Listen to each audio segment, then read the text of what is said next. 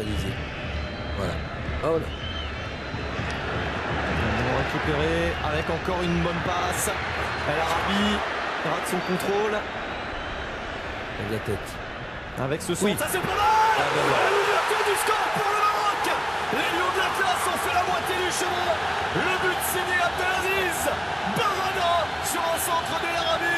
Et ça fait 1-0 pour les Lions de l'Atlas. Ils sont de retour. Premier centre réussi. Premier but. Et j'avais dit bien par terre, c'est ça? Pour pas qu'il ait du mal à se coucher, Romain, le gardien? Ben voilà. Ouais. Première tête au sol et premier but. Le but d'Abdelaziz Barada, le joueur de Getafe en Liga espagnole. Juste avant la mi-temps. Il a été formé en partie au Paris Saint-Germain après être passé par Sénart et il est parti en Espagne pour jouer à Getafe. Ça se passe bien pour lui et ça se passe surtout bien en sélection. C'est-à-dire qu'on voit 5 joueurs du Mozambique en défense, donc c'est bien vrai. Et le seul centre réussi, et Barada a l'intelligence en fait, ce qu'on dit tout le temps, de couper devant le défenseur.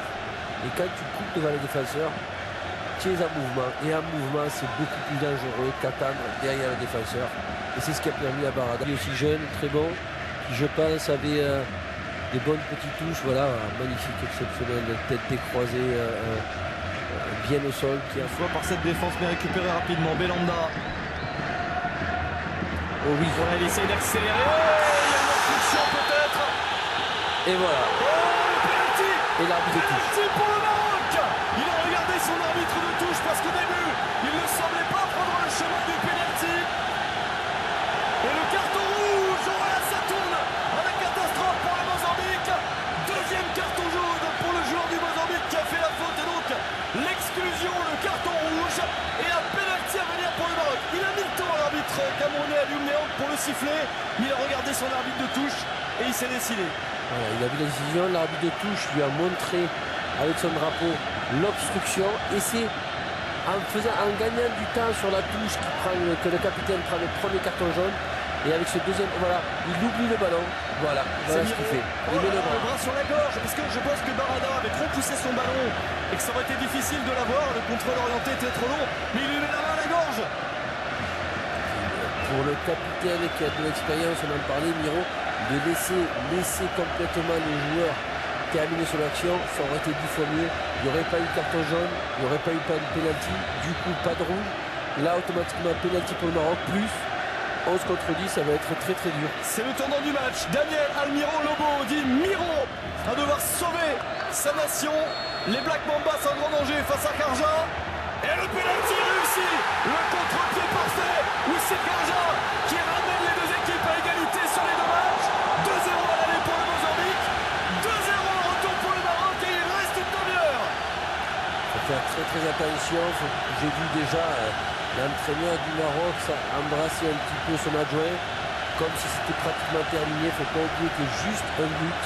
Et là, ça serait très très très dur pour cette équipe du Maroc. Donc il faut absolument continuer à attaquer pour vraiment écraser cette équipe du Mozambique. Parce que si dans les derniers moments, si on reste à 2-0, il ne faut pas oublier que c'est penalty. Et à ce jeu-là, le Mozambique peut avoir ses chances.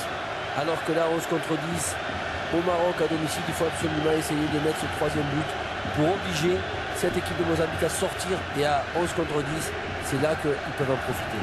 C'est l'espoir du Mozambique, hein, tenir pendant une trentaine de minutes pour arracher une séance de tir au but qui remettrait à peu près les équipes. Avec ses défenseurs, surtout pas laisser le minimum d'occasion. Il faut absolument qu'ils ne prennent pas de but là, puisque un but Depuis 2008, on va dire, ils ont construit un programme qui les a mis à la CAN 2010. Ah, ils n'étaient pas là en 2012, mais ils ont continué à bien travailler. C'est l'Arabie un petit peu tout seul, voilà. Bergic, Ah oui. deuxième poteau. Et il est là. Le but de Youssef El Arabi. Ça fait 3-0 et pour l'instant le Maroc est en position de qualifier pour l'instant. Le Maroc va en Afrique du Sud. Je te l'avais dit, Romain. Eh oui, le allez, troisième, Bernard ça a sera raison. pour Younes. Il est récompensé, Youssef El Arabi. Youssef El Enfin Arabi. récompensé de ses efforts. Il l'a pas marqué parce qu'il voulait marquer le but de la qualification. Et à la 85e, c'est le meilleur des choses, le meilleur moment. Le match se déroule presque comme dans un rêve. avant la mi-temps, un deuxième au cœur de la deuxième période, un carton rouge pour l'adversaire et à 5 minutes de la fin, le troisième but décisif. Il a dit Rommel, les moments de vérité, c'est là. Oh là là, comment les deux défenseurs ne regardent pas dans son dos alors que c'est... On a dit de ne pas regarder le ballon, de regarder le défenseur. Et là, ce coup-ci, la dernière tête, il l'avait un petit peu trop croisé. Là, il a eu tout le temps de bien monter sur un centre magnifique de Berdych, décalé par notre ami Assadi, qui, je pense, aurait dû jouer titulaire. Et un très très beau but de Youssef El Arabi. Et voilà, il est de retour et il marque le but de la qualification, je pense. Ah oui, il avait dit, ce sera une guerre à ce match, une guerre contre nous-mêmes surtout. Et c'est lui qui délivre son équipe, alors il faut tenir maintenant ce résultat. Est-ce que le Mozambique peut...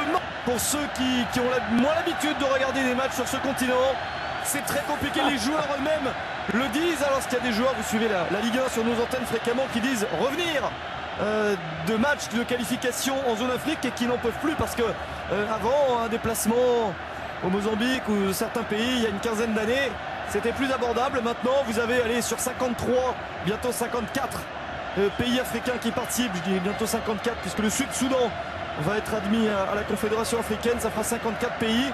Bah, vous avez peut-être 5, 6 maximum. Vous êtes quasiment sûr d'aller gagner. Le reste, c'est beaucoup plus difficile. Il y a vraiment de très très gros matchs. Et ça va être un plaisir de vous les proposer. C'est assez magique, Romain. Dès que le Maroc gagne 3-2, c'est le gardien du Maroc qui met d'un coup, ressent des douleurs. C'est assez bizarre que le score peut transformer la physiologie.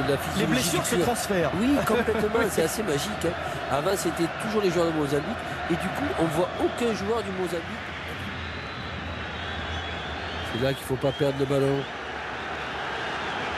Il y a des contre-attaques évidemment, des espaces énormes. Ah oui. Et oui, pour essayer d'aller marquer le 4-0, le but libérateur. Oh non, ils sont en jeu. Oh, il va frapper peut-être. Voilà. Le quatrième but du Maroc en contre-attaque. Les Mozambicains étaient obligés de tout donner. Ils étaient obligés à 10 contre 11 d'aller tous à l'attaque au risque de prendre un quatrième but. Le voilà, le quatrième. Il est pour Assaidi et le match est terminé. 4-0, il va rester une minute à jouer, mais pour rien, le Maroc verra l'Afrique du Sud, c'est sûr maintenant. Allez, la différence à Saïdi. On se disait qu'avec la sortie de Younes Belhanda, c'était peut-être pas le moment, mais en fait, Amrabat a fait une super entrée au moment où le Mozambique était fatigué. Et on n'oublie pas aussi hier ce penalty carton rouge. Dans le but est pour Amrabat. Hein. Oui, c'est Amrabat. Hein. Tir croisé d'Amrabat. Voilà, il a bien pris son temps, il a bien décroisé, il a bien, comment on dit ça, prendre l'information, voilà, il a eu le temps de regarder, voilà, et voilà, c'est ce qui fait la différence. Voilà, je vous citais un petit peu le palmarès de Rachid Taoussi qui a gagné la Coupe de la Confédération, l'équivalent de l'Europa League. C'était pas rien avec nos graines de fesses avant de signer au phare de Rabat et de prendre le Maroc. Et dans sa tête ce match-là. 4-0, ils ont bien redressé la barre après la défaite de 0 de l'aller. Le Maroc a eu peur, mais le Maroc est qualifié pour la phase finale de la CAN 2013. On les retrouvera en Afrique du Sud. C'est vrai, on attendait ce match avec impatience. Ali, est-ce qu'ils allaient pouvoir le faire? Ils l'ont fait. La première période n'était pas géniale, il y avait un 0 à la mi-temps, c'était bien ce qu'il fallait, mais en seconde période c'est beaucoup plus convaincant. Complètement. Et ce qui a manqué, en fait, le Maroc a fait ce qu'il fallait, mais est-ce que la Mozambique a fait ce qu'il fallait? Moi je dis non, puisqu'ils auraient dû prendre leur chance en première mi-temps de marquer ce but-là. Il leur suffisait d'un but pour vraiment mettre les Marocains dans une mauvaise posture, et ils se sont dit en restant en bloc. Marocain avec sûrement ce coach sur le banc, on l'espère pour lui, pour la phase finale de la CAN en Afrique du Sud. On a vécu une bien belle soirée à Marrakech. Le Maroc retrouvera la CAN en Afrique du Sud, on attend que ça. Romain Grimaud, Ali Benarbia, merci beaucoup.